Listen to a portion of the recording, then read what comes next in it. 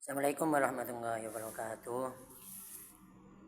Eh, hari Selasa, tanggal 22 Desember insyaallah. Iya, 24 Desember. Cerita. Ini ada cerita seorang pemuda yang begitu tawakal kepada Allah, yang sangat keimanannya yang begitu kuat sampai disiksa luar biasa. Ceritanya agak panjang. Ini saya ambil dari kitab Riyadhus Shalihin hadis ke-30. Riyadhus Shalihin, kitab yang dikarang oleh Imam An-Nawawi. Yang ngarang kitab Minhajut Thalibin. Ceritanya gini dulu ya. Dulu itu ada seorang raja. Rajanya ini punya tukang sihir. Nah, tapi ketika itu tukang sihirnya sudah tua wis, hampir meninggal, sudah bau tanah, hampir meninggal. Akhirnya supaya kerajaan itu tetap punya tukang sihir, tukang sihir ini minta kepada raja, tolong datangkan seorang pemuda yang nanti bisa saya ajari dia sihir. Jadi kerajaan ini masih punya tukang sihir setelah saya meninggal. Nah, akhirnya ditunjuk seorang pemuda. Entah pemuda ini dari mana tidak tahu. Seorang pemuda laki-laki disuruh untuk belajar kepada tukang sihir ini. Tapi kebetulan pada suatu ketika saat pemuda ini berangkat ke tukang sihir untuk belajar sihir, dia bertemu dengan seorang rohib. Rohib itu kalau diterjemah bahasa Indonesia pendeta, tapi ini bukan pendeta yang pendeta Kristen atau pendeta Yahudi, bukan. Ini pendeta yang baik, pendeta yang beriman kepada Allah. Ketemu dengan seorang pendeta itu mungkin sedang ngajar di tempatnya itu. Nah, jadi si pemuda ini ikut mendengarkan, ternyata menyukai apa yang dikatakan oleh pendeta itu. Fa'ajabahu kalamuhu. Dia begitu takjub dengan kalamnya pendeta ini. Nah, tapi gara-gara dia sempat mampir kan. Ini kan mau sekolah sihir ya. Mau datang ke tukang sihir, tapi ternyata di pertengahan jalan ketemu pendeta. Nah, otomatis yang telat. Gara-gara itu telat datang ke tukang sihir, telat dihukum, dipukuli pemuda ini. Dipukuli.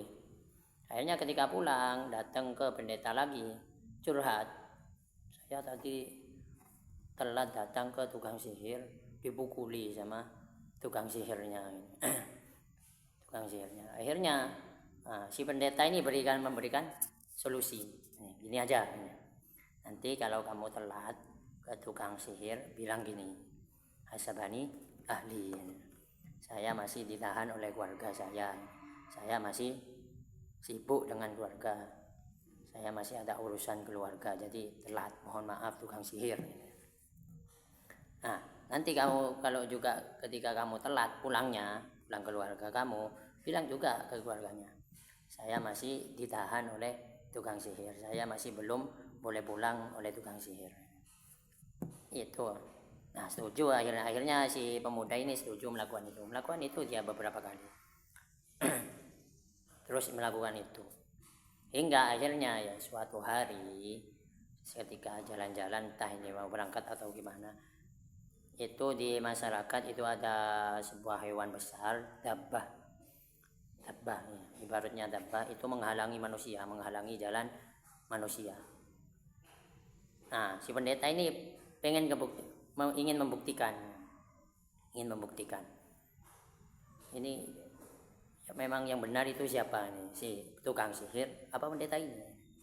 Akhirnya dia bilang gini, Allahumma in kana amrul rahib ahabba ilaika min amri sahir faqtul hadhihi dabbah hatta yunjian nas. Allah, jika memang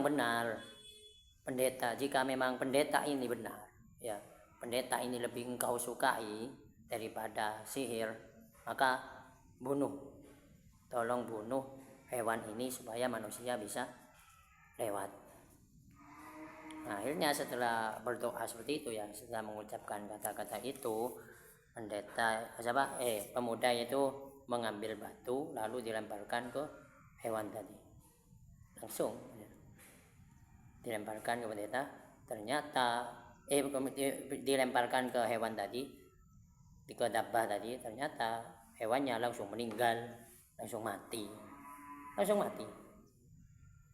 Kaget dan langsung yakin gitu. Langsung yakin bahwa yang memang benar ini, yang memang diridhoi oleh Allah Subhanahu wa taala, yang memang diridhoi oleh Tuhan adalah pendeta, bukan tukang sihirnya. Setelah kejadian itu, akhirnya si pemuda ini datang ke tukang sihir, ke pendeta, menceritakan kejadian tadi. Saya tadi di jalan ada hewan besar, saya doa kepada Allah, Allahumma in kana amrun apa ilaika, jika yang benar itu pendeta bukan sihir, jika yang memang engkau sukai Allah adalah pendeta bukan tukang sihir, bunuh hewan ini. Ternyata saya lempar langsung meninggal. Kaget juga pendetanya, ya langsung kaget. Waduh, bilang gini, ay bunayya anta al-yawma afdalu minni.